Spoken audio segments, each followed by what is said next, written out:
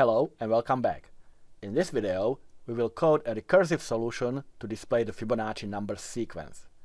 Now the solution I'm going to show you is a mix of loop and recursion. Just like in our pure loop solution we coded in the previous video, we still use a for loop, however we will perform the addition of the last two numbers within a recursive function. So in our loop, we simply added the number 1 and number 2, which is the last number, that's number 2, and the number preceding that, which is number 1, and we got a third number, which would be now our latest number.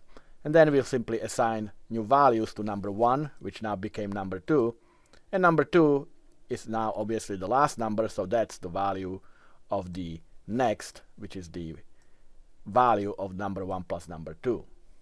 So to do this recursively, first, let's create the recursive function. So I'll just call it a recursive solution, since before we simply displayed Fibonacci loop solution. And it's going to be a static because we are not using any classes, and it will return an integer. That's going to be the number that is the number 1 plus number 2. That will be the result of the calculation that will be returned from this function. So like I said, this function returns an integer. However, we also need to pass an argument to this function, and that's going to be the n. Like within the loop, it would be basically the I that's going to be passed into this function, and for each I, we will calculate sum of number 1 plus number 2. But I'm not going to call it I, I'll just call it n, just so we see the difference or we don't confuse the loop with the recursion. So I'm passing the n, and like I said, that's basically telling function where in our sequence we currently are, like what numbers we are supposed to actually add together and what number will be added to the sequence. And like I said, this will be passed from within our loop.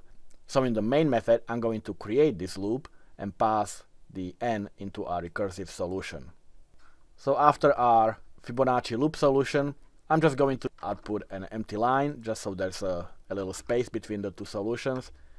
And I'm going to also simply display that we are now in a recursion.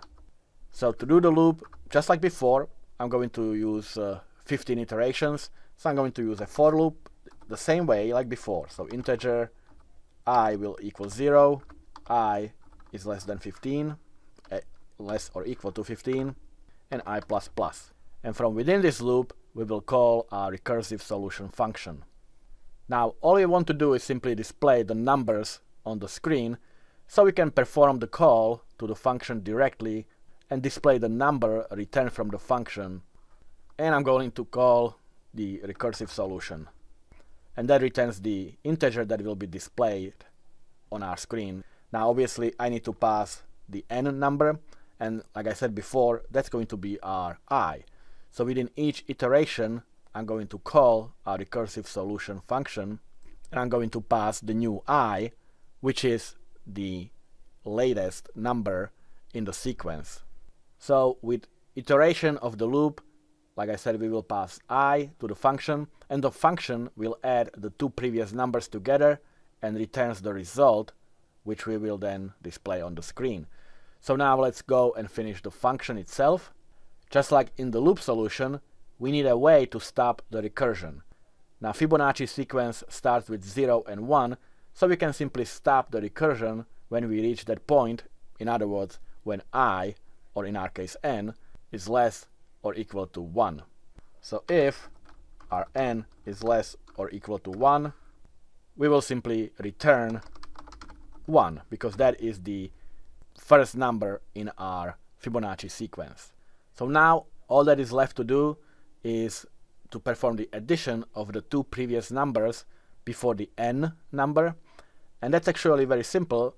We can call the function and ask to return the number before n, and then call the function again and ask the number even before that one. In other words, we will ask for the two last numbers, but each of them will be returned from its own recursive solution call, and then we will simply add these two together, just like we did over here. Next equals number 1 plus number 2.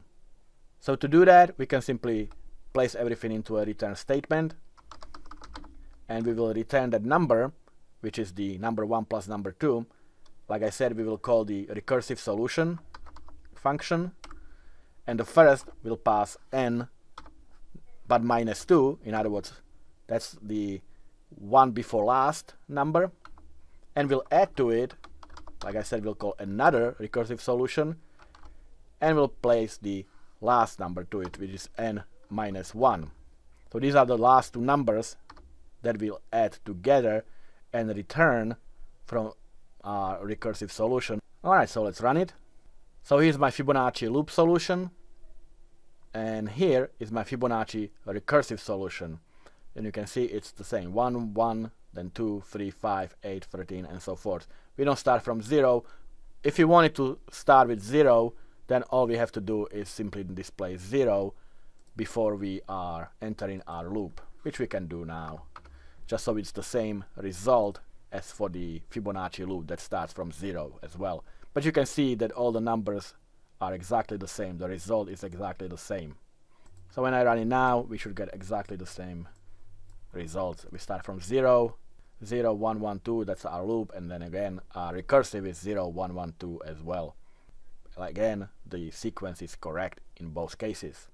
So you can see that we can have the same results with loop solution as well as the recursive solution, but really I believe the loop solution in this case is much easier to understand, and it actually performs faster as well. However, it is always a good idea to know alternative solutions, and plus hopefully this little exercise gave you a little better understanding of recursion. And I hope that's the case, because in our next exercise, the recursion is just a must. We are going to take it up a notch and code the Tower of Hanoi solution. So, if you are ready for the big league of recursive exercises, let's roll, and I'll see you in the next video.